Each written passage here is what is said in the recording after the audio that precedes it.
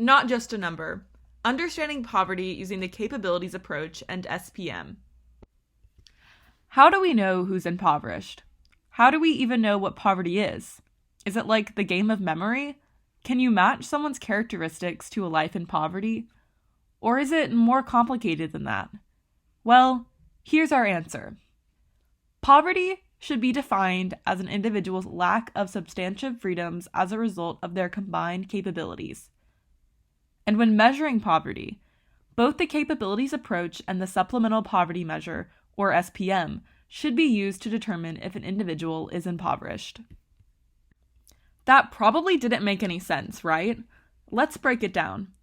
Let's take a look at how poverty has been measured for the past 56 years in the United States, the official poverty measurement, or OPM. To determine the poverty threshold, the OPM takes the dollar amount for the minimum cost of what a basic diet was in 1963 according to the U.S. Department of Agriculture, and then they multiply it by 3. This is because Amalia Orshansky, the woman who founded the OPM, found that households typically spend 1/3 of their income on food. Although it's adjusted for inflation, the OPM is an example of an absolute measure of poverty, which means that the threshold on which poverty is defined does not change over time or in relation to the spending of others. The OPM has provided important data such as income trends in the US, but that doesn't necessarily mean it is the best way to measure poverty. For example, the OPM does not account for the changed standard of living since the 1960s, various medical costs, government welfare programs, and geographical differences, and much, much more. The OPM is represented on this graph. If you're below the poverty threshold, you are in poverty. If you're above it, you're not. It's just that simple. Or is it? We believe that poverty should instead be defined as an individual being denied substantive freedoms as a result of their combined capabilities. That word, capabilities, what does that mean? We can best explain it using an example. Imagine you're living in rural America. The grocery store in your area doesn't have healthy food options, but you don't have a method of transportation to go to other stores. You do not have the capability to have a healthy and balanced diet. From this, we can tell what a capability is. Amartya Sen defines capability as what a person can or cannot achieve based on their circumstance.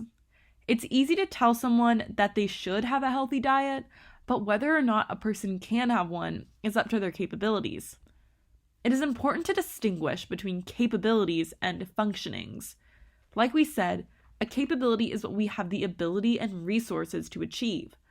A functioning is what you actually achieve. Let's bring back the example from earlier.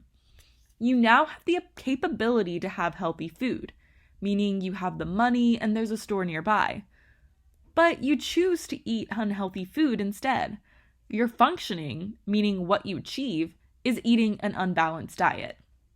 This is important to bring up because we want to define poverty by capabilities instead of functionings. You can lack functionings because of your choices. Martha Nussbaum splits capabilities into internal and external capabilities, which together make the combined capabilities. Internal capabilities are what a person knows how to achieve. They're internal. And external capabilities are what the environment allows them to, like laws or social structure. Understanding the combined capabilities is critical to our definition of poverty because we want to ensure that everyone has both, internal and external. Once again, the healthy food example. The internal capability in this example is the environment, rural America. Thus, the external capability was preventing a person from acquiring adequate food. The person acquiring adequate food was an internal capability because they knew that they needed to. Now, we will answer the question of why we think we should define poverty based on the capabilities approach. Let's say you have the capability to have your basic needs met. However, you are completely reliant on help from your community and aid from nonprofits or government agencies. You aren't independent, and you lack the substantive freedoms or the freedom to achieve different functionings, according to Sen. Being in poverty is not just lacking basic needs. According to Nussbaum, it is being denied human dignity by having to rely on others and lacking security. So, if a person is being denied human dignity, if a person isn't able to choose how to live their life because they are denied substantive freedoms because of their combined capabilities, then they are in poverty, because everyone deserves and has dignity. Now that we've reviewed the capabilities approach to defining poverty, let's take another look at the official poverty measure. According to the OPM, poverty is mainly being defined by income lowness. But according to the capabilities approach, there are so many other factors, internal and external, of a life in poverty. After learning about these factors that contribute to or block functionings, how do we measure a person's capabilities? Martha Nussbaum herself concedes this difficulty, saying that factors contributing to or harming one's combined capabilities such as health, bodily integrity, education, and other aspects of individual lives cannot be reduced to a single metric unit without distortion. But poverty still must be measured. For these reasons, a different way of measurement, called the Supplemental Poverty Measure or the SPM, would be more accurate in measuring poverty in America and gaining insight to people's combined capabilities. The Supplemental Poverty Measure arose when the National Academy of Sciences was determined to address the main weaknesses of the official poverty measure. The SPM actually employs a different type of measurement than the OPM. Remember when we said that the official poverty measure uses an absolute measurement of poverty?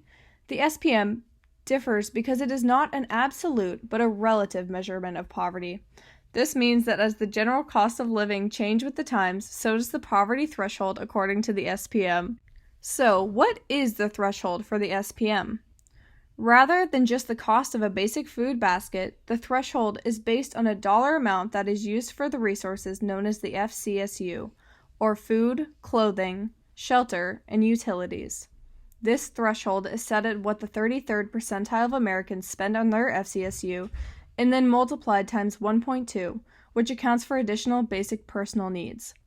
The resources that are considered in the threshold by the SPM are different than the OPM's use of pre-tax income. The SPM does take the total cash income, but also adds in any in-kind benefits. These are benefits that are not cash transfers, but rather free resources such as food stamps. This way, the amount of resources that people have are more accurately measured when it includes resources received from supplemental or assistant programs. The SPM also recognizes that not all income is disposable. For example, if somebody works 30 miles away from their home, a part of their income is already reserved for transportation costs, and that money cannot be spent elsewhere. Therefore, the SPM subtracts work-related costs, out-of-pocket medical expenses, and taxes from one's pool of resources.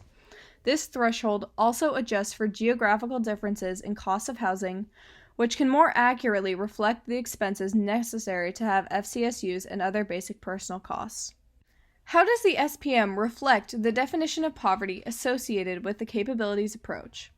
We believe that a relative measurement helps identify poverty more accurately as the cost of living rises, which in turn reflects how achieving functionings or certain lifestyles can change over time. And with a more holistic resource pool, the SPM overall reflects the resources and expenditure necessary for living a life worth human dignity. However, in measurement of poverty, one concept that can lead to misinterpreted data is known as the fallacy of measurement. This happens when clear, concise data is available and then taken as a point of importance and focus because it is so easy to understand. For example, remember at the beginning of this video when we showed you the card game Memory? We asked if you could match certain characteristics or standards of living to being in poverty. If you thought that there are some characteristics that would almost certainly amount to poverty, you are not alone. In fact, theorist Robert Rector would agree that most everybody has preconceived notions about what an impoverished lifestyle looks like. Rector looks into the average amenities that are used and owned by the American poor. Rector has very clear data on how many amenities like refrigerators, TVs, and Xboxes that the American poor owns, and believes that accordingly this data should be considered as an assessment of whether or not the owners of these amenities are actually poor. This becomes a fallacy of measurement. Due to this fallacy, Rector's definition of poverty is someone who is in material deprivation that is far below that of others. While people may not be deprived of the material resources that Rector measures, they could be deprived of substantive freedoms in the sense that they don't have a choice to change their state of living. Now we have learned how poverty is not as simple as the game memory. No simple number or characteristic can determine if people are impoverished. To this effect, we believe that the multitude of factors considered in the SPM is a more holistic approach to measuring poverty, and the depth of the capabilities approach makes it the most effective definition of poverty.